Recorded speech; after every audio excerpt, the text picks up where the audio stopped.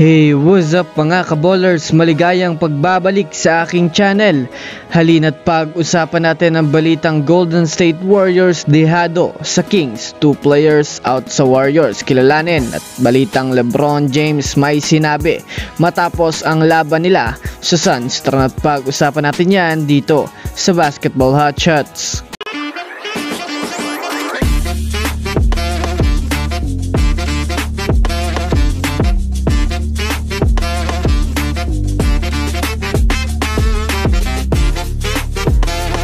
Una nga tayong dumako mga kaballers sa balita patungkol sa all-time leading scorer na si LeBron James.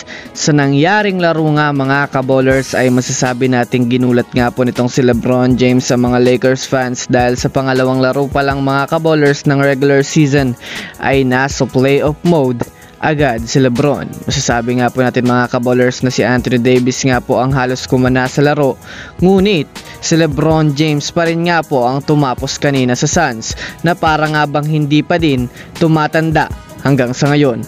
Ayon nga sa naging pahayag ni LeBron James, wala nga daw po silang pakialam sa mga kritisismo sa kanilang team, basta't gagawin nga daw nila ang kanilang makakaya upang mapaganda ang karera nila ngayong off-season. Bukod pa dyan mga kaballers, kamakailan lang nga po mga kaballers ay sinabi ni LeBron James na ang season nga daw na ito ay iaalay niya sa kanyang anak na naging mahirap ang pinagdaanan ng mga nakaraan. Kaya naman masasabi natin na ito nga ang rason kung bakit malakas pa rin ang pinapakitang performance nito sa ngayon.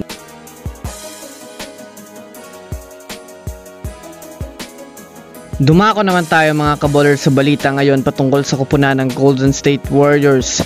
Sa kasalukuyan nga mga kaballers, para sa kaalaman ng lahat, bukas nga po mga kaballers ang pangalawang laro ng Warriors kontra naman sa kupunan ng Sacramento Kings.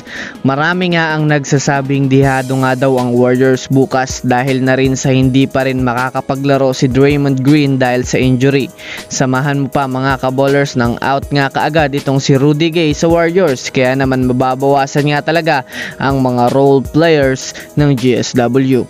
Ayon nga sa mga usap-usapan mga kaballers, nakatsambala nga daw itong Warriors sa Kings ng preseason. Ibang-iba na rin nga daw ang laruan mga kaballers pagdating sa regular season. Bukod pa dyan, medyo liyamado pa nga ang Kings dito dahil na rin sa home court advantage. Pero kung susumadahin nga natin mga kaballers, medyo lugi nga ang Warriors talaga dahil na rin sa pagkawala ni Draymond Green sa laro na alam nating ito nga ang halos playmaker at nagdadala ng matinding depensa sa kalaban. Ngunit syempre marami naman nga pong mga role players ang Warriors na maaaring mapapakinabangan.